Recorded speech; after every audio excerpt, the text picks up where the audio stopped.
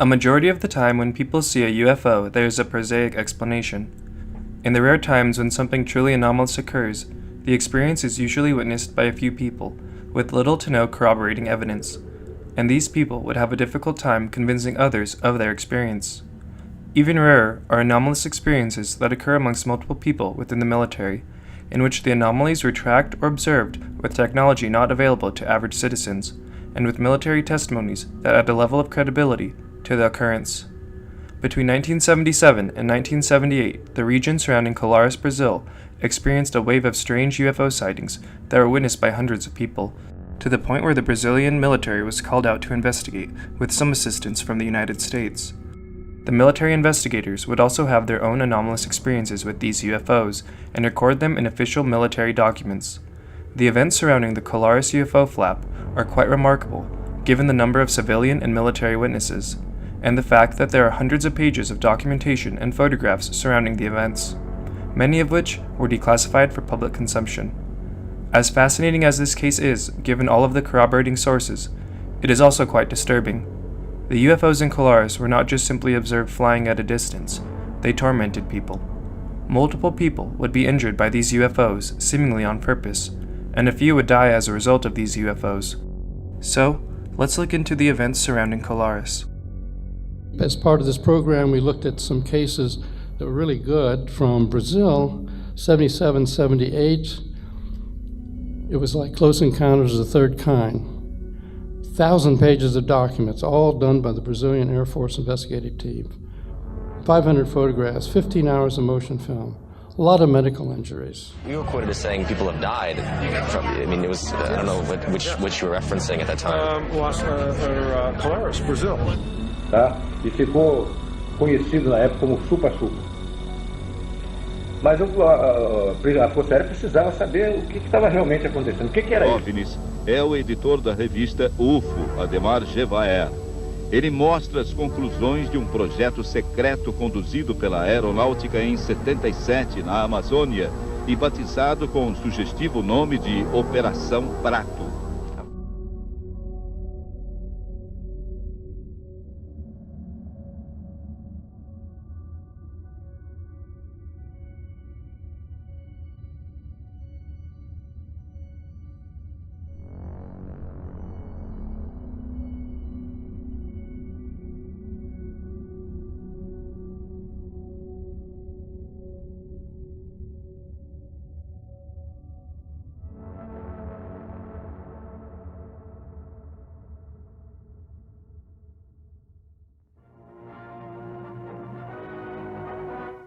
Anti-Goulart demonstrations that greeted the now-deposed Brazilian president at Miami Airport when he was en route to take office in 1961 show the deep distrust that has finally led to his downfall and exile in Uruguay. Troops had to be called out in Brasilia to quell the bitter protests of thousands against the notoriously left-leaning João Goulart's taking office. A Russian trade show in Rio de Janeiro gave President Goulart, who paradoxically is a millionaire rancher, a chance to hobnob with some of his Soviet heroes. But it was his sympathies with nearer-at-hand Fidel Castro that the Brazilians really feared. Riotings against Goulart were frequent, yet when the end of his regime came, it was through a brief and bloodless military coup. What his successors can do with the almost totally wrecked economy he leaves behind him is a matter of concern to the entire Western Hemisphere. In March of 1964, a coup was carried out in Brazil to oust the left-leaning president João Goulart by members of the Brazilian armed forces that would put the country under the rule of a military dictatorship for 2 decades. This coup was supported by the United States and the CIA. Just offshore of Brazil during the coup was the USS Forrestal, in case US troops were needed to help maintain order during the transitional period. This coup was another chess move in the Cold War between the United States and the Soviet Union. The United States feared that Brazil would become another China or Cuba under their new president.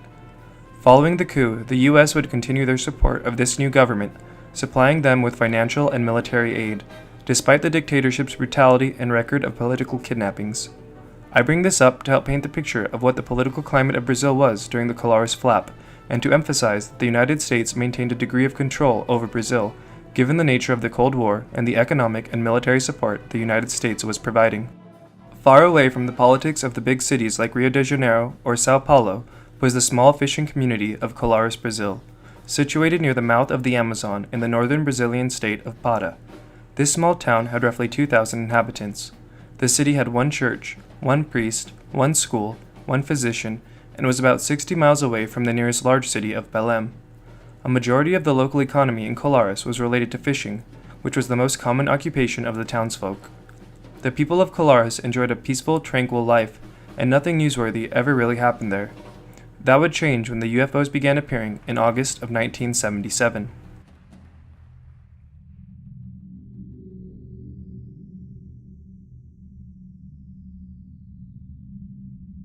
Initially, the first reported sightings of UFOs in Colares were from fishermen returning to shore after work. They reported seeing luminescent orbs flying towards the shore from the sea. These orbs were multiple different colors, ranging from red, orange, yellow, blue, and green. Other UFOs that were reported were more mechanical in nature, and some UFOs people didn't even know how to classify because they were so strange. They were reported flying erratically in ways not possible from planes or helicopters. A 44-year-old fisherman named Manuel João de Oliveira Filho would say of one of his early encounters that he saw what looked like an umbrella-shaped object hovering 13 feet off of the ground. It then shot a vivid white light into the ground and moved away silently. A carpenter named João Dias Costa and a fisherman named João de Cruz Silva reported seeing luminous spheres that would fly and occasionally swoop down close to the ground. A resident named Sebastião Wernick Miranda was quoted as saying, "I was there with my wife, Palmira, in front of the church on the seafront, when at about 8 p.m. we saw an intensely vivid orangish light coming from the sea towards the town. As it approached, it climbed and then moving rapidly, vanished towards the inner part of the island. At first these UFOs seemed odd, but harmless, and the townsfolk were intrigued. But soon, the UFOs would take on a different nature. Pretty soon these UFOs began to focus their attention on the residents of Colares, and began harming them on the streets and even in their homes. Some of the common things these UFOs allegedly began doing to people was stunning them, leaving them paralyzed, shooting light beam rays at them that hurt and burnt the victims. Some reported being pricked and feeling like something was inserted into them. And lastly, some reported that it felt like these UFOs were sucking their blood. This earned them the nickname Chupa Chupa, which translates to suck suck in Portuguese.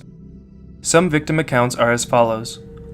49-year-old resident barber Carlos Cardoza de Paula reported, "Everybody else was asleep. I was just still having my last smoke when suddenly a ball of fire entered our house and up near the ridgepole. It started shooting around and around the room and then finally came right close to my hammock. It ran up my right leg as far as the knee without touching my skin. I watched with much curiosity as it then moved across to the other leg. Then I started to feel feeble and sleepy. My cigarette fell from my hand and I came to and let out a yell. The fireball quickly vanished and everybody woke up. I think it had been searching for a vein in my body but didn't manage to do so. As its brightness grew, I felt a sort of heat coming from it." 44-year-old farmer Manuel Matos de Souza would say, "I was sleeping. It was about 2 or 3 o'clock in the morning, on Tuesday, when through the gaps in the shack wall over the door I saw that rays of bright light penetrated with great intensity. I got up, and opening the door, I saw a strange object standing 5 meters more or less from me. Inside, a couple laughing out loud as if they were making fun. Even chained by the red rays that reached me, I quickly went into the house picking up my shotgun. I pointed towards the ship, pulled the trigger, but to my surprise, the gun did not fire. At this point, the right side of my body started to go numb. That was when I screamed for my wife and my children, with panic in the house. Meanwhile, the device disappeared without making a noise, disappearing into the sky." Aurora Fernandez, 18 years old at the time, stated that she was attacked in her home at night by a cold, strong wind and felt a terrible fear as if she were being enveloped by a strange force. She said, "I was terrified. I called my mother, who was already asleep like the rest of my family in the house, but before my mom arrived, a strong red light surrounded me and left me paralyzed. At the same time, I felt very fine punctures in my breast. Then I fell to the ground and passed out." Her mother reported seeing a colorless liquid that smelled like ether oozing from her puncture wounds. The city of Colares had only one physician, Dr. Valelde Cecim Carvalho. She initially thought that the town was experiencing a mass hysteria when her office began to be overrun with people claiming injuries from UFOs. She was perplexed at the real injuries she would observe in the patients coming in. She took blood samples and concluded that the victim suffered from generalized hypothermia, chronic headaches, burnings, intense heat, nausea, tremors in the body, giddiness, and often presented small orifices in the skin where they were hit by the rays. She wrote, all of them had suffered lesions to the face or the thoracic area. The lesions, looking like radiation injuries, began with intense reddening of the skin in the affected area. Later, the hair would fall out and the skin would turn black. There was no pain, only a slight warmth. One also noticed small puncture marks in the skin. The victims were men and women of varying ages. Though she couldn't explain the real-world injuries, she still remained skeptical of the UFO stories until eventually she had her own encounter. On her way home from the clinic one afternoon, she saw a ship that she described as cylindrical in shape, hovering about 100 feet above her. The ship began to make erratic movements and then disappeared in an instant. This encounter confirmed to her the unfortunate reality that these UFOs people were reporting were real. Dr. Valde stated that after 60 days of daily occurrences and 120 cases, she started to produce reports for the Brazilian Executive Health Secretariat, or CESPA.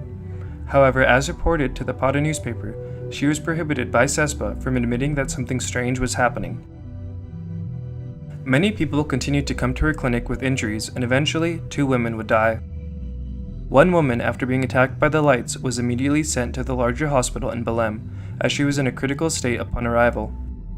5 days later, another patient arrived completely rigid, or unable to move, in the back seat of a squad car.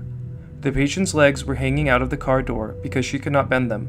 Her whole body was still, and she gasped for air, but she did not have a fever, and did not vomit. The very inflexible woman was in a dire state medically, and Dr. Carvalho sent her to the city hospital.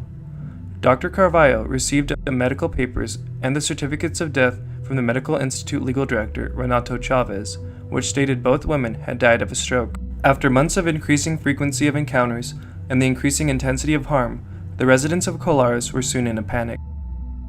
Ana Celia Oliveira, now a school teacher, was 6 years old at the time of these events.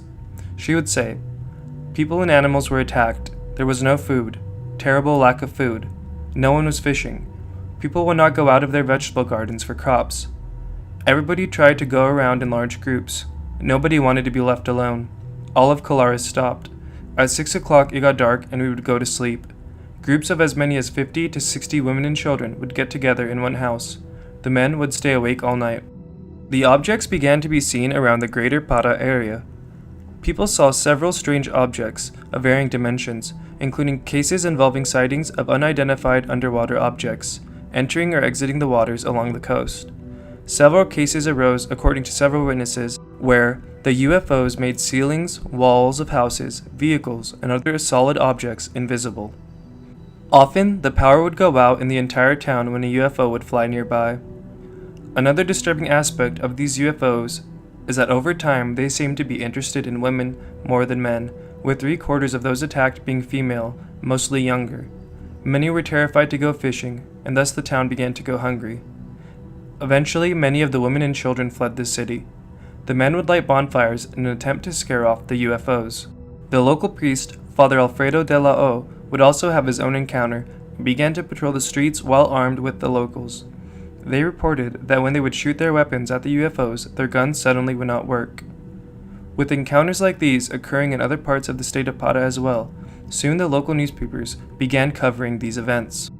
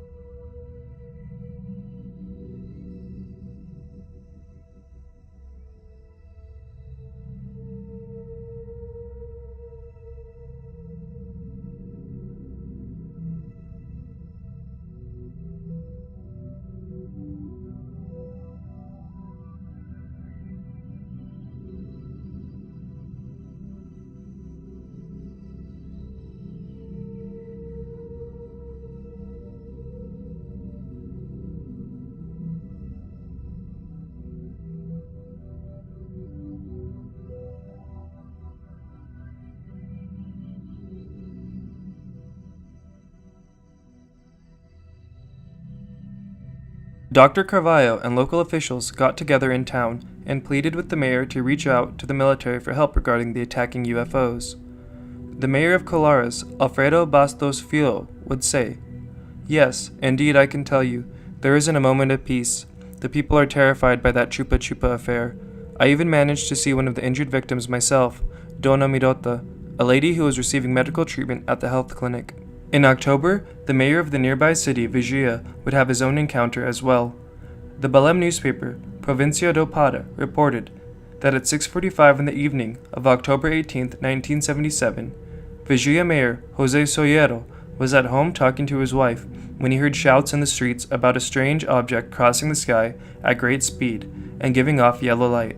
He ran to a window in time to catch a glimpse as it passed over an island east of the town, going toward the nearby village of San Antonio do Ubintaba. Vigia itself had plunged into darkness a few minutes earlier as the electricity failed, and the people were alarmed.